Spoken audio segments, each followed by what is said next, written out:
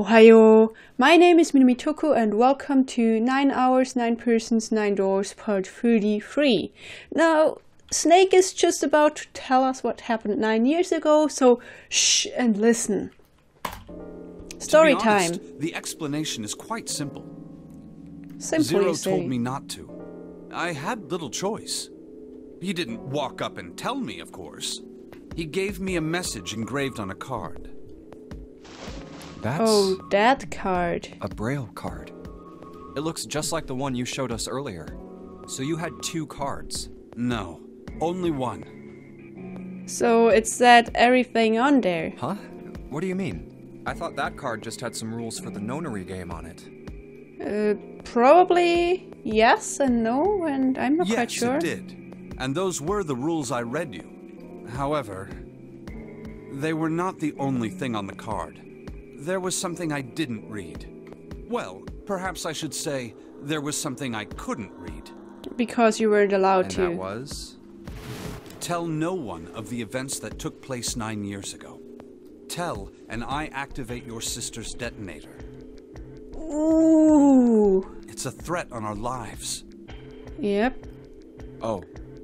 Well, what about Clover? Did she get a message from Zero too? I don't believe she did. But doesn't it strike you as strange that Zero would shut my mouth, but not hers? True that. Why would he do that? Also, is it just the two of us? Well, Junpei and Snake up there? Because, well, Clover would be around too. Oh, maybe that's why he wanted to go upstairs for a moment. Yeah. To be on the safe side, however, I told her it was best not to tell anyone. Still, Good. Apparently she told you. That girl. Well, she thought she lost you. What's wrong with her telling me? I figured some stuff out with the things she told me. I mean, it looks like the whole activate her detonator thing was just a bluff. She's prancing around downstairs happy as a clam now that you're back. Yep. That's very true. I've decided I can trust you. Cool. I've decided to tell you the truth. Finally. The chance that Santa is Zero is very high. So that's why you think that Santa is Zero. Because you know something that Junpei doesn't. Well, at least now. So, tell me more, please. I feel I can assume Santa doesn't have the time to observe us at the moment. And at any rate, even if he were, I very much doubt he would kill us. Why? Clover told me about the four-leaf clover, about the words. If he knew about that, then he was in my group during the first experiment. I'm sure of it. What? He wouldn't kill us, no matter what the situation was. First group? Hey, Snake? Yeah, could you please explain your thoughts? Yes, I know. You want to know what happened during the experiment? Yeah. How much do you know? Clover told me about... About? Things and stuff. I see. The morphogenetic field in the experiments 9 years prior. How the experiments had taken place simultaneously at two locations, one being the ship and the other being a building in Nevada. Yep. So far we know. But what about Group 1? And the girl that died during the experiment. Yeah, but we don't know her name. She told you all that, did she? Yeah, except her name. At any rate, I now know how much you've learned.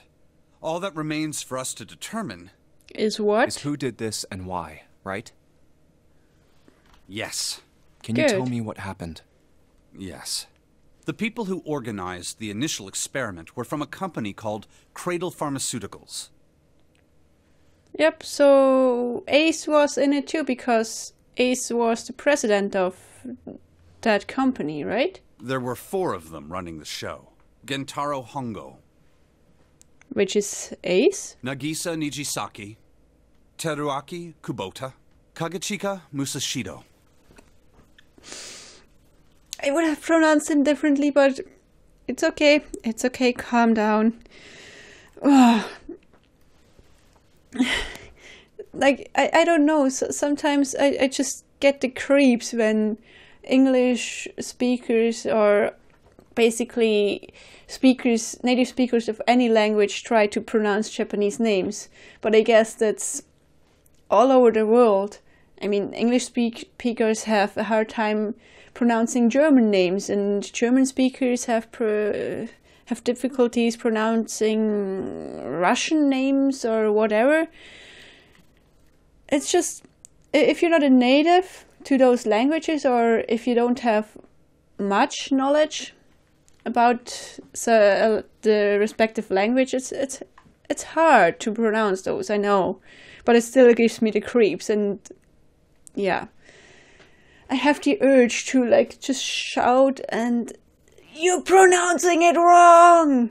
But no, I won't do that. Hongo was the CEO of Cradle Pharmaceuticals. Yep, that's Ace. In his younger years, I guess. Nijisaki was his right-hand man and did the lion's share of the planning. Kubota led the company's research and development division. Musashido was their majority stockholder. Well, he looks like that with that evil grin. And Ace has an evil grin too, good gosh. It was these 4 people who planned the initial experiment. Let me simplify it for you. Hongo designed it, and Nijisaki put it all together. Yep. Kubota developed the technology required, and Musashido provided the cash. So it's Good. Hongo, Nijisaki, Kubota, Musashido. Of course, more than 4 people were required to conduct an experiment of this scale. But I guess those 4 were the core team. To that end, they organized a top-secret team to assist them with their research. All in Good. all, they gathered 10 people or so. 10. That's a lot. Those 10 completed their team, and they were able to begin the project. They named it the Nonori Project. The purpose of the experiment was to research the prospect of controlling a human mind through sheer will. Controlling a human mind through sheer will. Is that even possible? The vessel, I suppose you could say, for this control was the morphogenetic field. Okay, so you wanted to but wait. To access the morphogenetic field and actually send information over it, you would need either be in a state of epiphany or in a state of danger. And I guess the subjects would also require to be very close to each other, right?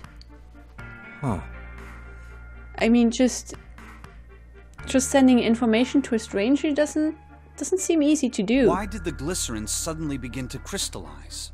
Why did the crystal structure of EDT undergo a sudden change? Why did the rats improve their puzzle-solving skills with each generation? Experiments with humans produce the same results. Experiments with humans. Wait, so more of those experiments were conducted? The more people who knew the answer to a question, the more there were who could answer correctly without having seen the problem before. Those with the dog pictures and Sheldrake and stuff. Why is that? How could it happen? The answer is that the shape of the answer has been stored in a field invisible to the naked eye. So basically anyone could access that field, and you wouldn't need to be able to be close to that person? And through that field, the resonant event transmits information related to that answer. That's essentially the idea behind morphogenetic fields. Okay. But that's just Easy. a theory. Can't bring yourself to believe it? Yeah. Let's say someone killed another person because the devil told them to do it. Whether the devil exists or not has no relevance to the murder. They believe the devil exists.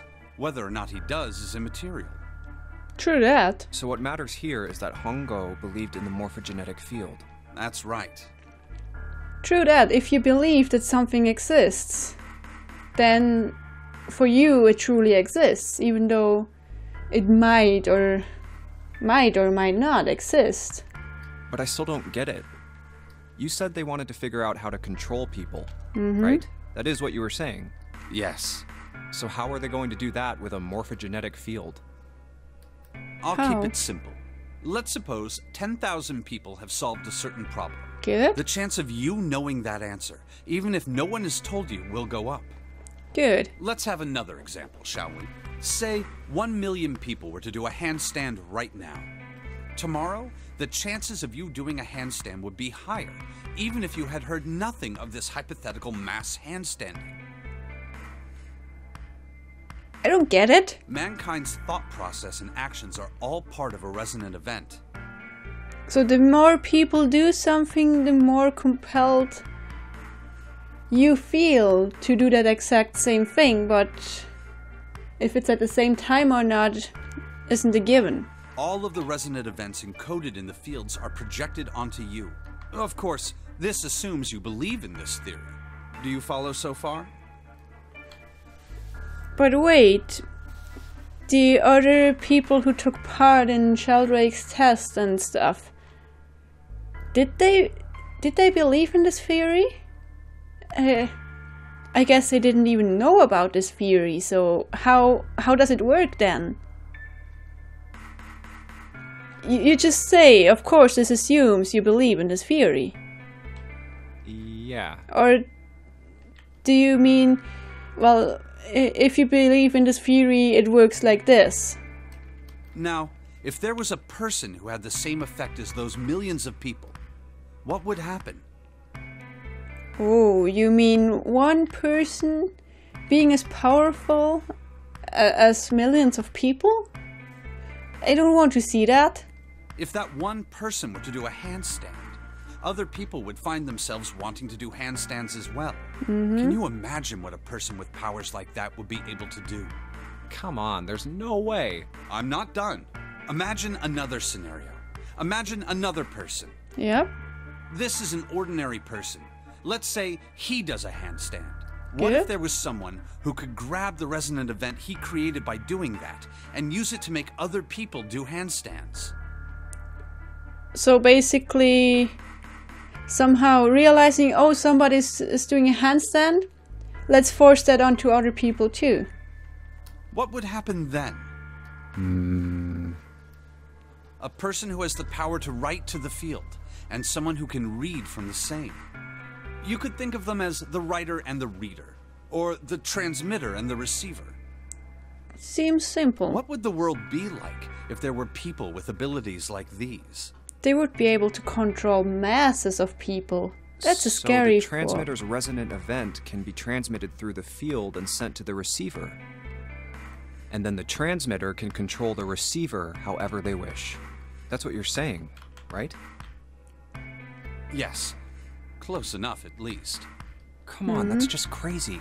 Well, if you want to prove that, then you'll have to test it first. Sure. At least, that was how they thought. That was why they decided to do their experiment. But how would you test that in the nonary game? That was how the Nonary project began. So they change By it the way, over time? Junpei, have you ever heard of the Gansfeld experiment? Gansfeld experiment? No, I haven't. You place a pair of subjects in separate rooms. Then you show one a picture and ask the other what they see. Oh, that one. In theory, it is supposed to test for the existence of telepathy. Oh. So, why did you bring up the Gansfeld experiment? It was used to screen subjects for the Nonary project. Oh. The hospital in a remote town was affiliated with Cradle Pharmaceuticals. And they just took those people? Hongo used it to conduct experiments on visiting children in secret. That's cruel. Some of them, he found, had potential. He began to gather children that showed promise. Children that seemed as though they might be able to access the field. And of course, children are more susceptible to those things. Well, at least that's the saying in Japan. Because, like, until the age of 7 or something, the child is like can still access the what was it called, the realm of the gods or something, and can see other creatures that are invisible to adults and stuff. So basically, this child up until 7 years old lives in here in the world that everyone can see, but also lives in the other world, the invisible world, and can see those creatures. I think this is also referenced in My Neighbor Totoro, which is a Ghibli movie from the 80s, I think. It's a great movie, and Mei, the little child, she can see Totoro and the others can't, and she also needs to prove to her sister that Totoro exists and stuff. Yeah, it's a pretty lovely film. If you haven't seen it, go watch it. Of course, none of them volunteered. Sure. They were kidnapped. There were 9 pairs of siblings taken, for 18 children total. 9 pairs of siblings. For reasons that were not fully understood at the time, each pair had 1 transmitter and 1 receiver. Okay. So they tested those children, and then they decided, oh, this child is better at transmitting, and this child is better at receiving. They were split perfectly. As such, the 18 children were split into 2 groups of 9. Mm-hmm. The children who were put into Group Q were the ones who excelled at transmitting.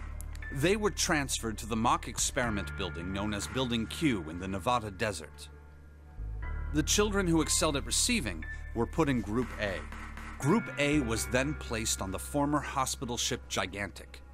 They were put into real danger? From the experiments he had conducted so far, Hongo had learned the following. There are 2 things that can increase one's resonance with the fields. The first is epiphany. Mm-hmm. The other is danger. As Clover said. Have you ever been faced with an especially difficult problem and thought about it very long and very hard until finally an answer suddenly appeared in your mind? Yeah, I think I have. Well, at least one time I solved the maths question during my dream. Like I was dreaming about, because it was the last thing I did on that evening, and then I dreamt about it. And then I woke up and I was like, oh, I have the solution, but I didn't write it down fast enough, so in the end, I lost the solution. I don't know how such stuff can happen, but apparently it can happen. It may seem obvious to say so, but that is what is meant by epiphany. The information obtained through that epiphany can be easily transmitted through the fields, where it can be easily interpreted. Okay. Adding danger to that equation allows for even easier field access.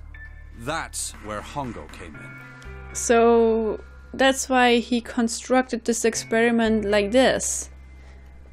To let those children solve puzzles, and at the same time to put them in danger, so not choosing between one or the other, but like just throwing both of those things at them. That's cruel. They set up a number of puzzles across the Gigantic. The participants had to solve each one before they could move to the next room. Of course, he hadn't forgotten to include danger. Of course. He had detonated a bomb on the hull of the Gigantic. The children in Group A were forced to play the nonary game as the ship sunk. By forcing the children into a life-or-death situation, Hongo hoped to increase the likelihood of their tapping into the fields. That's cruel. The children from Group Q, on the other hand, were confined to the mock experiment building, Building Q. Mm-hmm. Building Q duplicated the interior and puzzles of the Gigantic exactly. Every detail was exactly the same. Hongo explained the situation to the children in Group Q. Solve the puzzles you find throughout the rooms. When you have the answers, transmit that information to the children in Group A. So the children in Group Q knew that this was that the situation wasn't real. If you succeed, they will be able to solve the puzzles and escape. But if you fail, then the Gigantic will sink, and your brothers and sisters will drown. Those were his orders. Can I punch this Hongo in the face? I know it's 9 years too late, but do you know why that's the cruel. astronauts of Apollo 13 were able to return to Earth safely? It was because NASA had access to a replica of the Apollo 13 capsule. All of the equipment, the instruments, everything. All of it identical. Everything was just like the real Apollo 13. Good. NASA was able to replicate the situation the astronauts found themselves in. By putting themselves in the same situation, they attempted to solve the problems the astronauts were dealing with. And then transmit that information. Once they found solutions, they reported their findings to the men aboard the actual capsule. That was how they were able to return safely. Cool, but there wasn't a morphogenetic field there. It was the same with the Gigantic in Building Q. The children from Group Q had to use the power of epiphany to solve the puzzles they found and transmit what they learned through the fields. The children in Group A, however, they had to access the fields to learn how they might advance to the next stage. That is the simplest explanation I can manage. Well, yeah. It's a really simple explanation, but heck, is it cruel. Huh. Hey, Junpei, Snake! How much longer are you two gonna sit around on those bony asses? Ah, well, hey, Seven, we were just making out. Calm down. Get down here already! He's right. Well, first Seven... no, Ace was it. He got in between Clover and Junpei, and now it's Seven who gets in between Junpei and Snake. F you guys for Let's go, always shall we? butting in. We don't have much time. We need to get out of here, and soon. Hold it. There's one more thing I want to ask you. Are you sure that there were 18 kids? Why? Well, I thought it was only 16. Oh, yes. That was what they said on the news, wasn't it? Huh? Yes. I have no doubt that 18 children were abducted and used in Hongo's experiment. After all, you couldn't exactly play a nonary game with any less, could you? Yeah, but wait, first the news. Second, why did they report only 16? Well, yeah, but are you saying that the news got it wrong? Yes, I am. There were 2 more children. However, they had no relatives that I'm aware of. I imagine no one filed a police report when they went missing. Okay. So that's why they only talked about 16 They were and not brother 18. and sister, like Clover and I. The brother's name was Aoi. Blue. Aoi. The sister's name was... Her name was Akane. Akane? June?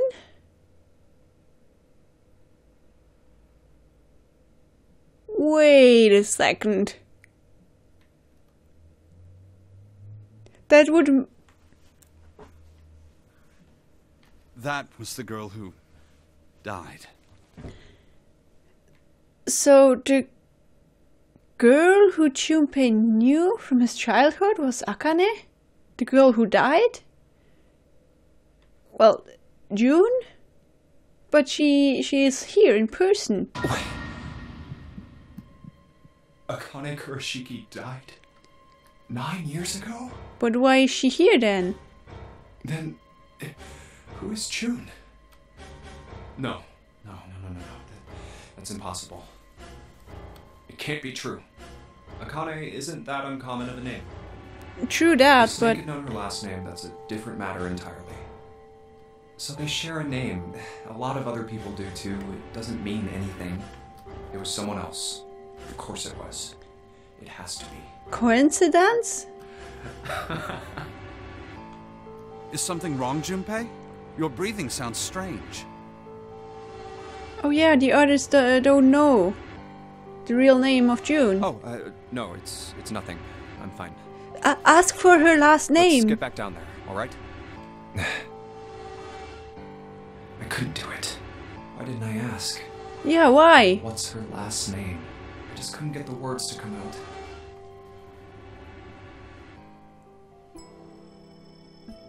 And it just throws me back into the puzzle screen. What the heck? Akane is dead? June is dead? But who is that girl? Maybe if we... if we check Sheldrake 5, we might get more answers? But it didn't say 5 at the... But didn't it say 5 at the end of the shadow picture? Yes, I think we need to find the 5th volume. There's a button. Big red button. Ooh, big red button? Is it okay to press it? Probably yes.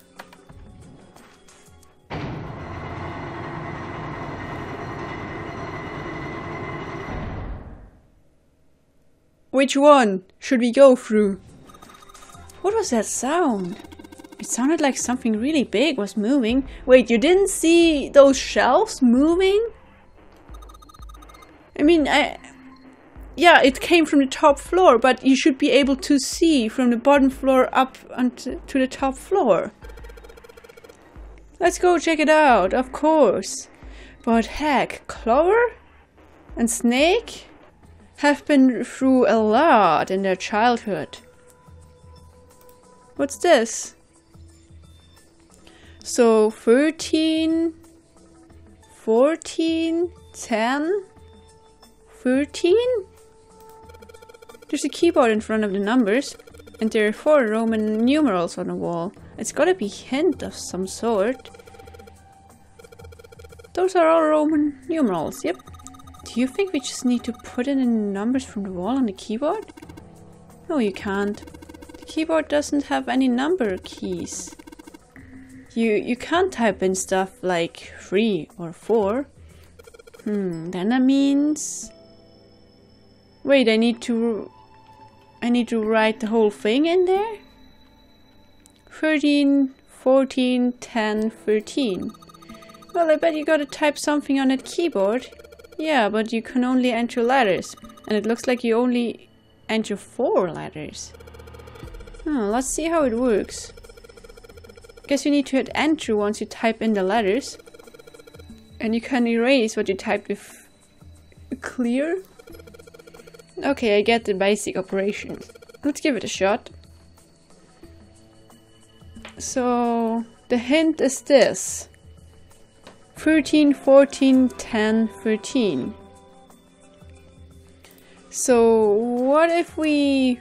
13... Wait, no, not clear. 13, 14, 10, 13. Why is enter the space key? Error.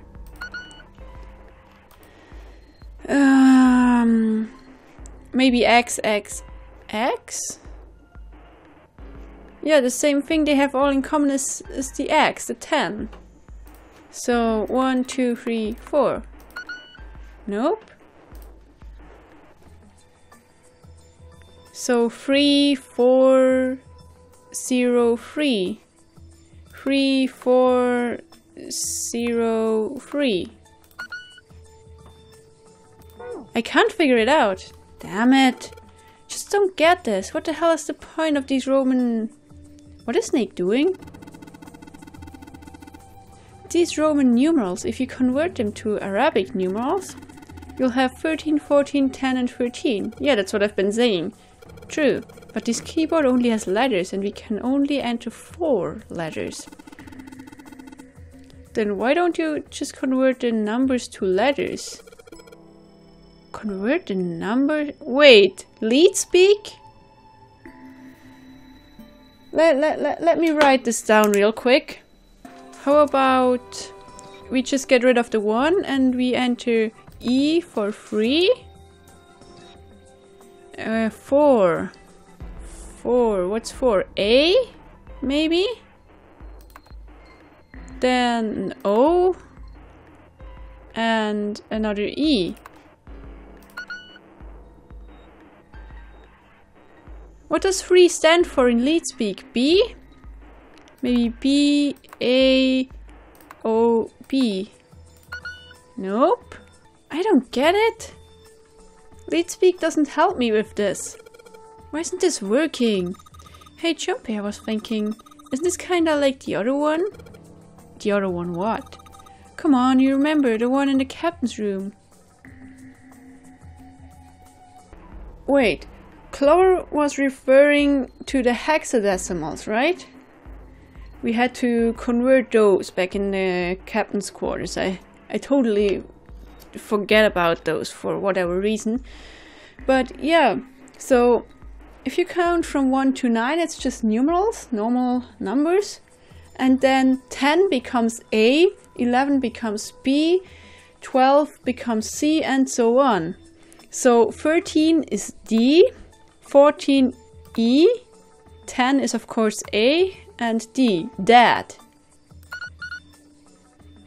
So we're all going to be dead, or maybe this is a hint to the deactivation device. You did it, Junpei. It's unlocked now. Good job, Junpei. Whoa there, don't get too excited. The password was Dad, remember? Just make me think whatever's waiting for us isn't good. So what? Jeez, you're such an old lady. We can't be worrying about stuff like that. I mean, come on, we got it to unlock, right? Let's go, hurry up. Okay. But which one did unlock? So left or right? Which one do we have to go through? This one? It's time we got this over with. Damn it, I can't get it open. This thing won't even budge. What? Why not? We put in a password. What else do we have to do? Then that means it's the other door.